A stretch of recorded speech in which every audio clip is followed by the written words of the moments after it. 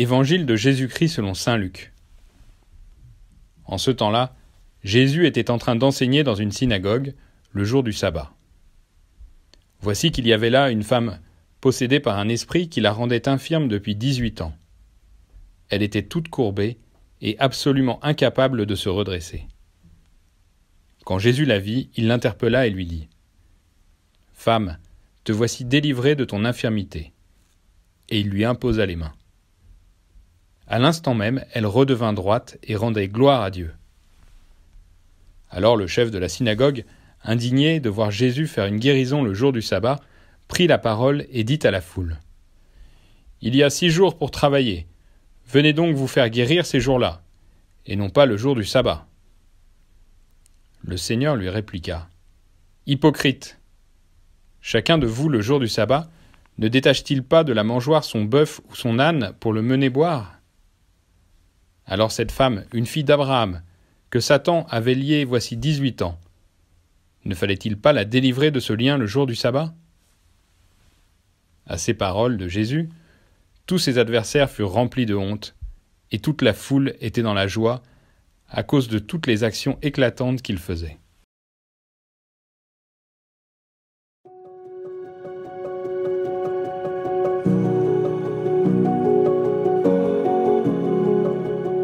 Pour évoquer les activités interdites le jour du sabbat, on utilise facilement le verbe « lier ».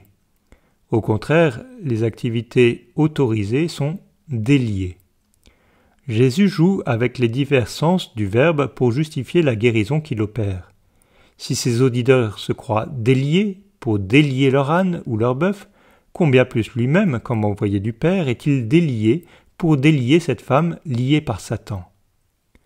Au-delà de ces jeux de mots, il s'agit pour Jésus de manifester la profondeur de son action dans le monde et dans nos vies. Là où, par notre péché ou par notre histoire, nous sommes enfermés sur nous-mêmes, Jésus vient délier et libérer. Présentons-lui aujourd'hui ce qui peut encore être source d'enfermement, les liens qui nous empêchent d'être pleinement libres.